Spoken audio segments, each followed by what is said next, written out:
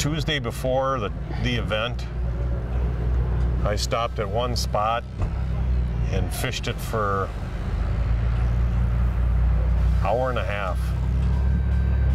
And we boated a 30, a 29, and a 28 incher.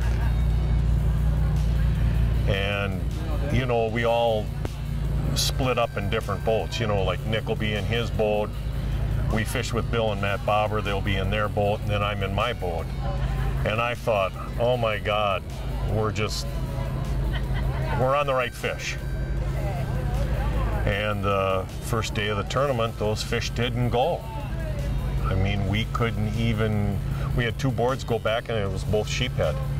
We couldn't even sniff a walleye there. So we scrambled. And we went down into the lower bay and we pulled 3 fish.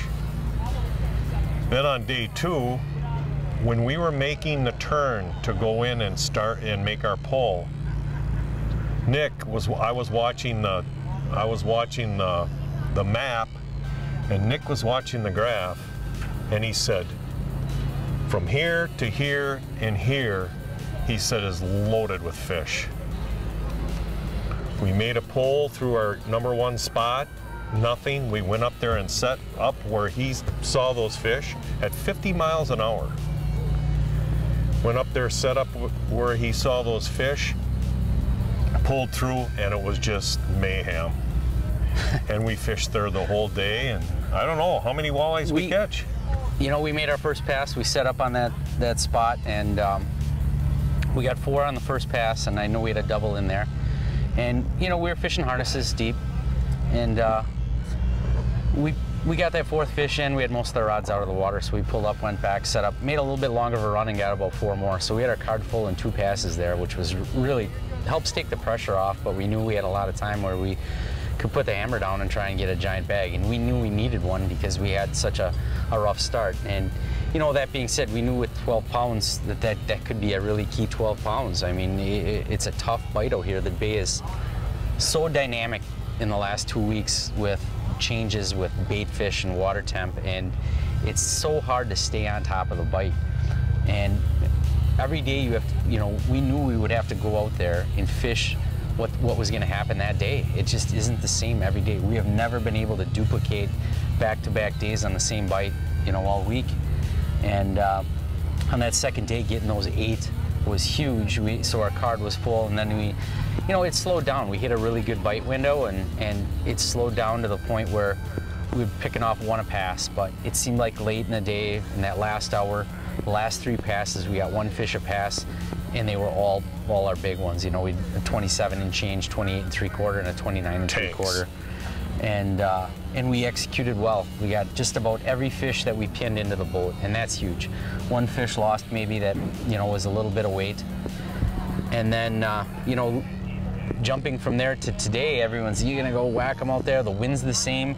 For all intents and purposes, it should have been another really good bite. We had overcast skies, similar conditions, the wind was similar, and you know, we went out there and went through our icons where we caught those fish yesterday, and we caught 2 fish real quick. We had 2 in the boat by 8:30. I think I looked at my watch, I'm like, geez, it's not even 8:30. We had like a 26 and a 22, and we thought, game on, it's gonna be like yesterday. And we didn't mark as much though, and we went back, set up again, and didn't catch one. And there's a lot more local pressure out there. We were fishing the mud, you know, it's community water, and it's just a matter of making the right decisions in there. And we were always constantly switching blades, keeping them honest. You know, we've been catching fish deep all week, but we were starting to see some fish up, so we moved up a little bit, and we tried everything we could to get back on, make the adjustments to get on those mudfish again. And you know, we picked up 1 about 10 o'clock, and then we went another 2.5 hours making short jumps, trying to relocate a pot of fish. We'd see bait, we'd see some hooks on the graph, and it was just, they were done. They were just done. And for us, at 12:30, you know, after 2.5 hours without a walleye, we were at the point where, are we gonna grind it out? Are we gonna, you know, go win this thing? is basically what we said. Yep. And we knew we needed to get those 4 fish. Even though we knew our big fish were there may be an afternoon bite window. We thought we need to get 4 fish in the boat. Conditions were perfect for a spot up in the inner bay. Wait, another long run all the way into the inner bay, and it's one of John's babies. He loves it. He's a master at running it, and we got in there, and that big bag. I made a great call, and today we fished one of John's babies, and there's nobody that can run it like him. We got in there and set up and made the full long pass. And we were looking at each other, if we don't get one, we're gonna have to go right back out to where we just left, because we had nothing else we could run to. And, there wasn't 5 minutes left in that pass, and we had a board go down good and caught a 26 and a quarter. And, that's bigger than what we were expecting to catch in there. We just wanted to get our limit. And obviously then we set up for another pass, bang, 25 and a half, bang, 21 3/4. Now we only need one. Set up the next pass, bang, 24 and a quarter, and just like that we had 7 fish. And we never really picked up anything else to help us in there. We lost a small fish and one other one that might have helped a little bit, and that was it. And that was it happening right there. And all you can do is be thankful when that bay gives you those fish. Yep. Every day out here on this bay is a blessing, and you got to take what the bay gives you. And it was good to us today. From my perspective, I'm not big into the sponsorships or trying to get sponsorships, I fish because I love fishing tournaments. I absolutely love the competition. Sometimes I don't do very well. Sometimes I do very well. But we do it the right way. We fish by the rules. We live by the rules. Honesty is huge with all of us, and absolute.